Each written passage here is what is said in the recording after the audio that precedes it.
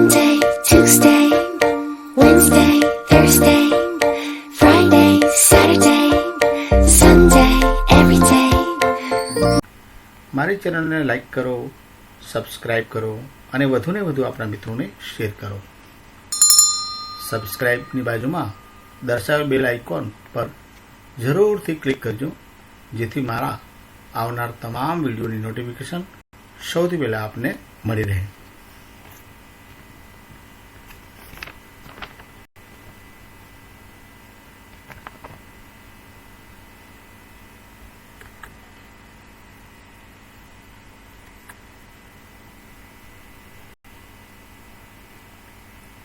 વિદ્યાર્થી મિત્રો, મારા પ્રથમ વિડીયોમાં હું બીએડ સેમ 2ના subject EDP 2101 childhood and growing up બીનો એક પ્રેક્ટિસ ટેસ્ટ લેવા જઈ રહ્યો છું. આપ એને ધ્યાનથી જોજો, પ્રશ્નો વાંચજો અને એનો જવાબ ચોક્કસ આપજો. આ મારો એક પ્રયત્ન છે, આપને સફળતા સારી અપાવશે.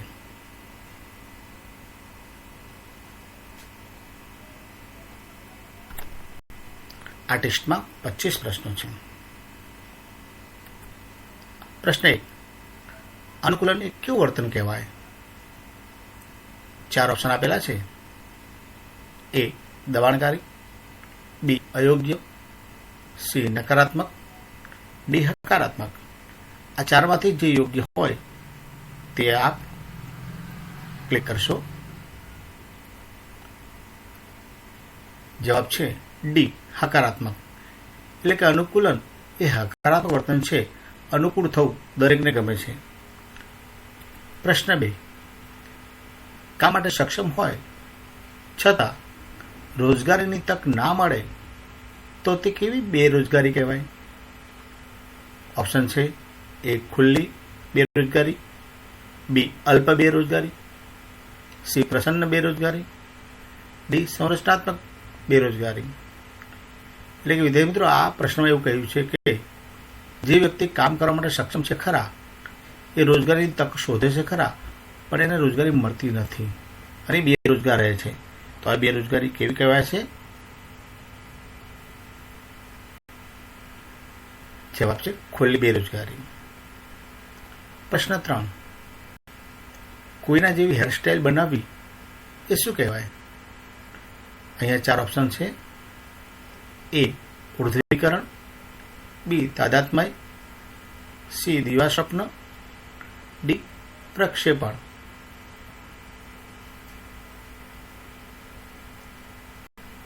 જવાબ છે B, તાદાત્મ્ય. એટલે કે જ્યારે કોઈ વ્યક્તિ બીજી વ્યક્તિની નકલ કરવા જાય ત્યારે તે વ્યક્તિ સાથે એનું તાદાત્મ્ય સાધે છે કે હું એના જેવી લાગુ છું. માટે અહીંયા જવાબ આવશે તાદાત્મ્ય. પ્રશ્ન 4, રક્તપિત્ત શરીરના કયા અંગને નિષ્ક્રિય કરે છે? અહીંયા 4 તંત્ર આપેલા છે. એ 4 તંત્રમાંથી રક્તપિત્ત જેને થયો હોય તે કોઈ એક તંત્રને નિષ્ક્રિય કરી નાખે છે અને એનું તંત્ર ખોરવાઈ જાય છે.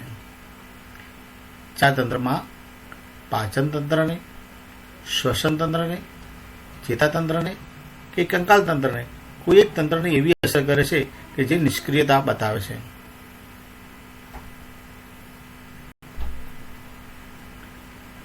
જવાબ છે C, ચેતાતંત્રને. ચેતાતંત્ર નિષ્ક્રિય થઈ જાય છે અને આગળ એની જે કોઈ પ્રક્રિયા હોય તેને અસર થાય છે. પ્રશ્ન 5, અંધ કહેવાના સ્થાને કયા શબ્દનો ઉપયોગ કરવો જોઈએ? 4 ઓપ્શન છે. આંધળો, દિવ્યાંગ, દિવ્યચક્ષુ, પ્રજ્ઞાચક્ષુ.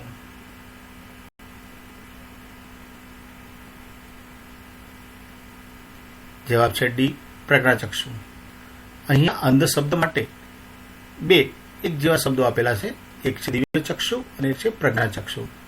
દિવ્યચક્ષુ એટલે કે જેની આંખો એ સારું જોઈ શકે, સ્વાચ્ય, સુંદર, સફળતાયુક્ત અને ભગવાનની જેમ દ્રષ્ટિમાં જોવે એને દિવ્યચક્ષુ આપેલા કહેવાય.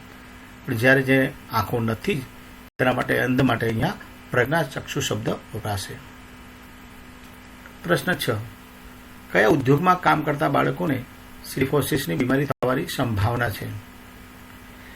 જો કે પહેલાં તો એક પ્રશ્ન થાય કે ઉદ્યોગમાં બાળકો કામ કરતા હોવા ન જ જોઈએ, પરંતુ નીચેના 4 પ્રકારના ઉદ્યોગો બતાવ્યા છે, તેમાં જો બાળક કામ કરતું હોય તો એને સિલિકોસિસની બીમારી થવાની સંભાવના વધુમાં વધુ છે એવો ઉદ્યોગ કયો હશે?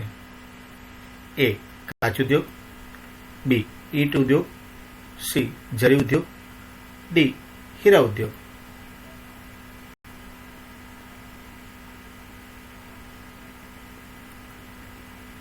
જવાબ છે બી.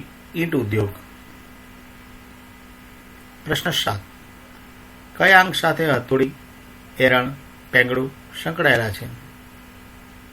ઓપ્શન છે નાક, કાન, આંખ કે ફેફસા. આ શરીરના 4 અંગો છે, જેમાં કયા અંગ સાથે હથોડી, એરણ અને પેંગડું સંકળાયેલા છે?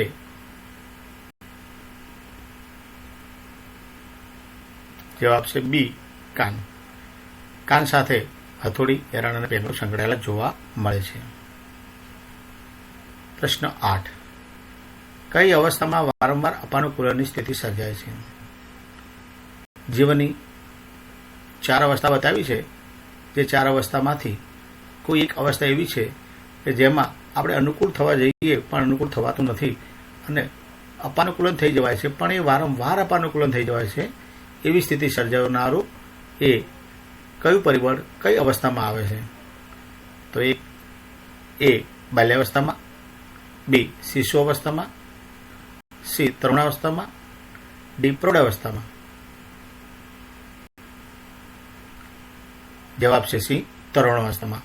તરુણાવસ્થા એક એવી અવસ્થા છે કે જેમાં વારંવાર ક્યાંય ને ક્યાંય અપાનુકૂલનની સ્થિતિ સર્જાતી જોવા મળે છે. તેમાંથી વ્યક્તિએ એક સારો બોધપાઠ શીખવા જરૂરી છે. પ્રશ્ન 9. વ્યક્તિત્વ એ વિકાસના કોઈપણ તબક્કે મનુષ્યનું સંપૂર્ણ માનસિક સંગઠન છે. આ વ્યાખ્યા કોણે આપી? 4 પ્રકારના તત્વજ્ઞાની મનોવૈજ્ઞાનિકો છે, જેવા કે એ. બોરિંગ એટલે કે બોરિંગે વ્યાખ્યા આપી હશે, બી. વોરને આપી હશે, સી. વોટસને આપી હશે, ડી. વુડવર્થે આપી છે. આ 4માંથી કોણે આ વ્યાખ્યા આપી છે કે વ્યક્તિત્વ એ વિકાસના કોઈ પણ તબક્કે મનુષ્યનું સંપૂર્ણ માનસિક સંગઠન છે?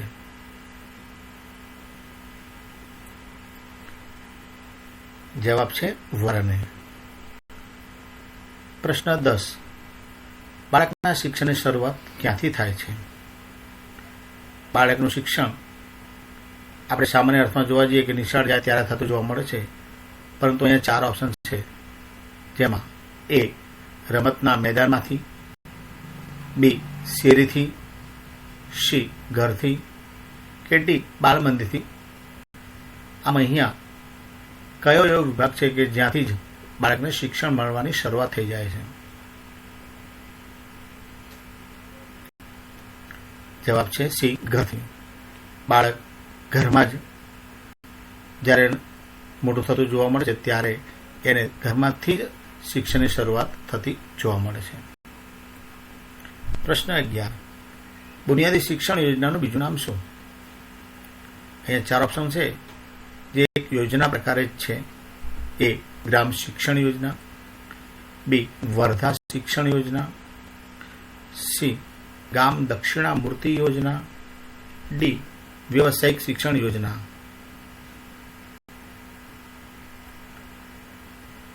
જવાબ છે બી. વર્ધા શિક્ષણ યોજના. પ્રશ્ન 12. કઈ પદ્ધતિના ઉપયોગથી ધ્યાન મંદતાનું વિશ્વસનીય નિદાન કરી શકાય છે? પ્રશ્ન ધ્યાનથી સમજજો. અહીંયા કોઈ વ્યક્તિની ધ્યાન મંદતા જેવું હોય અને એને ધ્યાન રાખી શકતો ન હોય, એને ધ્યાનની શક્તિ મંદ થઈ જતી હોય, તો આપણે એને નિદાન કરવું હોય તો એવી કઈ પદ્ધતિ છે કે જે આપણે વિશ્વસનીય કહી શકાય અને સારી રીતે એ ધ્યાન મંદતાનું નિદાન કરી શકાય?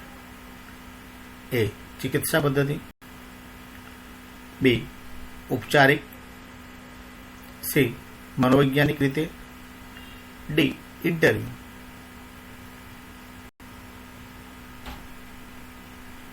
જવાબ છે ઇન્ટરવ્યુ. ઇન્ટરવ્યુ એટલે કે મુલાકાત.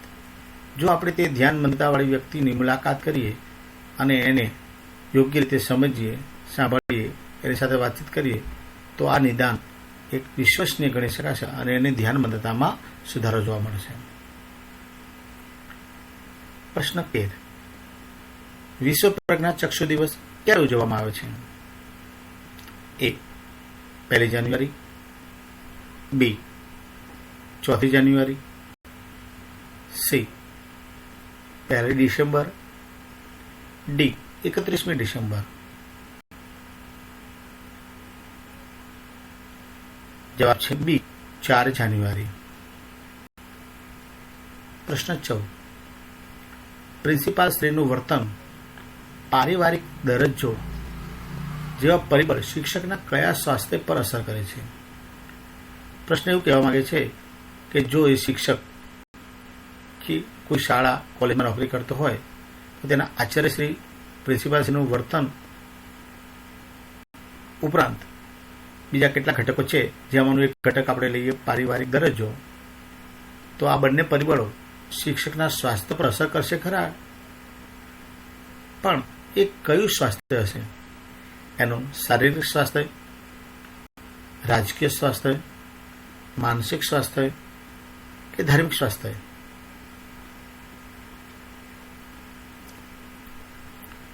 જવાબ છે માનસિક સ્વાસ્થ્ય.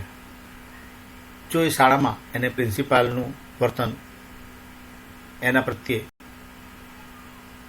બરાબર ન હોય અથવા પારિવારિક દરજ્જો પણ એનો એ રીતનો હોય કે જેના કારણે શિક્ષક ઘણી વખત ટેન્શનમાં રહેતો હોય છે, ત્યારે એનું સ્વાસ્થ્ય નબળું પડતું જોવા મળે છે, તો તે છે સ્વાસ્થ્ય માનસિક સ્વાસ્થ્ય.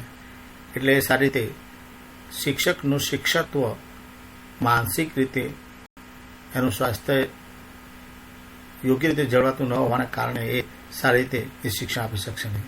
માટે પારિવારિક એનો દરજ્જો પણ કેવો છે એ પરિબળ પણ જવાબદાર છે, તેમજ શાળાની અંદર આચાર્યશ્રી તરફથી થતું વર્તન એ પણ જવાબદાર છે. પ્રશ્ન 15. વારંવારના પ્રયત્નો છતાં એ ચોક્કસ ધ્યેય પર પહોંચી ન શકે તે સ્થિતિને શું કહે છે? અહીં 4 ઓપ્શન છે,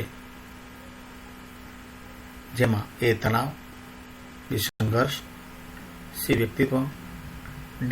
તાદાત્મ્ય.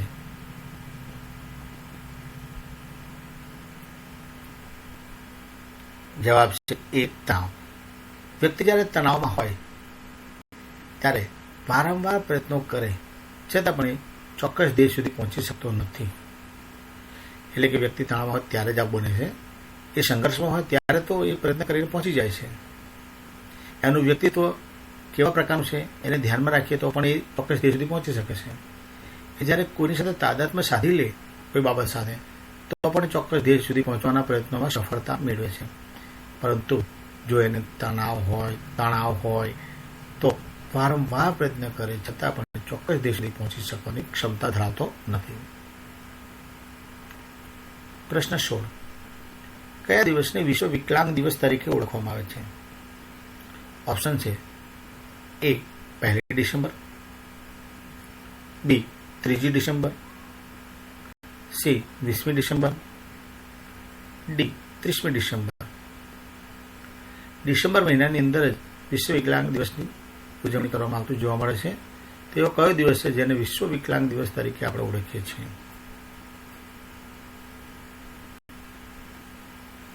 જવાબ છે B. 3 ડિસેમ્બર. પ્રશ્ન 17. સૌથી મોટી ઉથલ પાથલ મચાવતો જીવનકાળ કયો?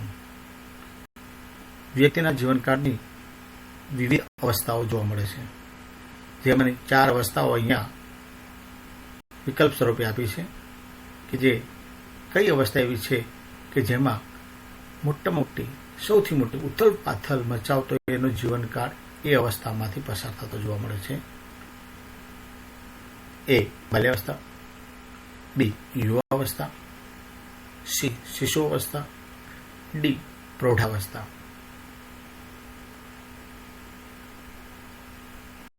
જવાબ છે B. અવસ્થા. એટલે કે વ્યક્તિના જીવનમાં યુવાવસ્થા એક એવી અવસ્થા છે, એવો જીવનકાળ છે કે જેમાં સૌથી મોટી ઉથલ પાથલ મચાવતો એનો જીવનકાળ છે. એમાં વિવિધ બાબતોની અંદર એ ઉથલ પાથલ મચાવતો જીવનકાળ જીવી રહ્યો છે એવું માની લેવામાં આવે છે. પ્રશ્ન 18. અનુકૂલન એ કેવા પ્રકારની પ્રક્રિયા છે? 4 ઓપ્શન જોઈએ તો એ શું એક કાયમી પ્રક્રિયા છે, શું એક પરિવર્તનશીલ પ્રક્રિયા છે, શું એક પ્રકારની જળ પ્રક્રિયા છે કે તટસ્થ પ્રક્રિયા છે?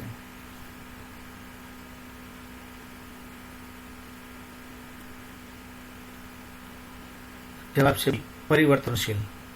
એટલે કે અનુકૂલન એ પરિવર્તનશીલ પ્રક્રિયા છે. પ્રશ્ન 19. બ્રેલ લિપિની શોધ કયા વર્ષે થઈ? 4 ઓપ્શન છે. એ 1837, બી 1838, સી 1873, ડી 1874.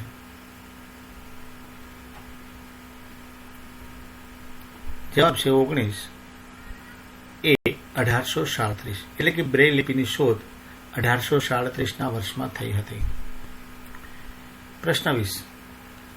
પરીક્ષાના પરિણામને કારણે અધ્યેતામાં એટલે કે વિદ્યાર્થીમાં જે ચિંતા જન્માવી છે તે કયા પ્રકારની કહેવાય? આપણે એ 4 ઓપ્શન જોઈશું. શું એ ચિંતા હકારાત્મક કહેવાશે, શું એ ચિંતા નકારાત્મક કહેવાશે, શું એ ભાવનાત્મક કહેવાશે કે પછી એ દમનાત્મક કહેવાશે?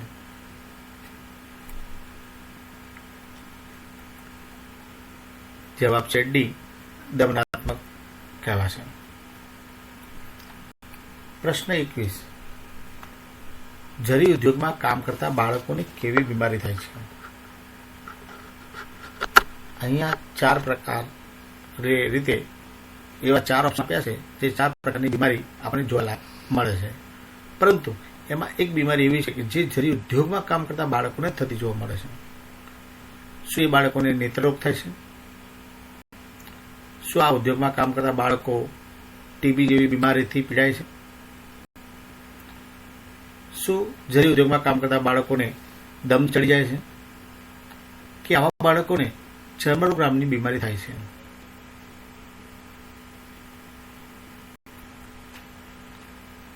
જવાબ છે એ, નેત્રરોગ. એટલે કે જે બાળકો જરી ઉદ્યોગમાં કામ કરે છે તેમને નેત્રરોગ નામની બીમારી થતી જોવા મળે છે. પ્રશ્ન 22. આવશ્યકતા અનુસાર વેતન ન મળવું તે કેવી બેકારી કહેવાય? ઓપ્શન 4 છે. એ ખુલ્લી, બી અલ્પ, સી પ્રચ્છન્ન, ડી સંરચનાત્મક.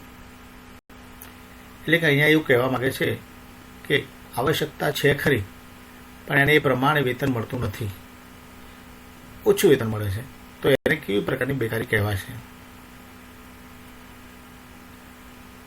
જવાબ છે બી, અલ્પ બેકારી કહેવાશે. પ્રશ્ન 23. કયા લોકો રંગ અને પ્રકાશથી પરિચિત હોતા નથી? 4 ઓપ્શન છે. એ અંધ, બી સંપૂર્ણ અંધ, સી અલ્પ અંધ, ડી શ્રવણમંદ.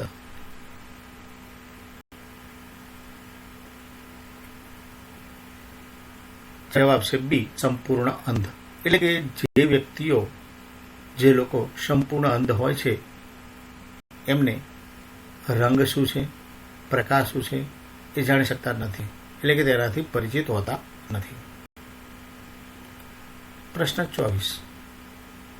કયા બાળકો સ્વભાવે અતડા હોય છે? 4 પ્રકારના ઓપ્શન છે. ઉદાર, બેફિકરા, બહિર્મુખી, અંતર્મુખી.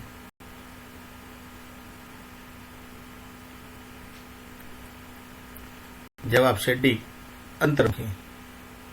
જ્યારે તમે બીએડના પ્રશિક્ષણાર્થીઓ શિક્ષક થવા જઈ રહ્યા છો ત્યારે તમારા શાળાના વર્ગમાં રહેલ બાળકોને તમારે ઓળખતા શીખવું પડશે. તમે જોઈ શકશો કે કેટલાક બાળકો સ્વભાવે અતડા હોય છે, કોઈ સાથે બોલતા હોતા નથી. તેઓ અંતર્મુખી પ્રકારના સ્વભાવમાં આવશે કે તેઓ એ અતડા હોય છે, કોઈની સાથે બોલવા ચાલતા એ બહુ વિચાર કરે છે અને અતડા જ રહેતા જોવા મળશે. તેવા બાળકો આપણે અંતર્મુખી બાળકો કહીશું. અને છેલ્લો પ્રશ્ન લઈએ. પ્રશ્ન 25. કારખાના અને અન્ય સ્થળોએ બાળકોને નોકરીનો નિષેધ. ભારતીય સંવિધાનના કયા અનુચ્છેદમાં આવું જણાવેલ છે? અહીંયા 4 ઓપ્શન આપેલ છે. અનુચ્છેદ 21માં, અનુચ્છેદ 21A, અનુચ્છેદ 23માં અને અનુચ્છેદ 24માં. તો આ 4માંથી કયો ઓપ્શન આવશે કે જેમાં ભારતીય સંવિધાને એવું જણાવ્યું છે કે કારખાના અને અન્ય સ્થળોએ બાળકોને નોકરીએ રાખવા નહીં, ફરજિયાત નિષેધ ગણાવવામાં આવ્યો છે, એટલે કે નોકરી રાખી શકાશે નહીં?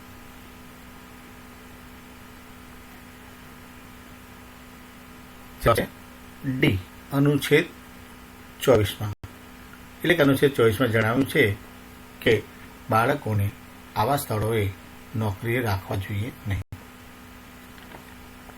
વિદ્યાર્થી મિત્રો, શિક્ષકગણ, અધ્યાપક મિત્રો અને મારા સ્ટાફ મિત્રો, સહાધ્યાયીઓ, મારી ચેનલને લાઈક કરો, સબસ્ક્રાઈબ કરો અને વધુને વધુ આપણા મિત્રોને શેર કરો. શિક્ષણ જગતને લગતા આવા જ સારા સારા વિડીયો બનાવતો રહીશ અને સમય મળે એ પ્રમાણે હું રજૂ કરતો રહીશ. આપ આ વિડીયો જોવાનું ન ભૂલતા. Monday, Tuesday, Wednesday, Thursday.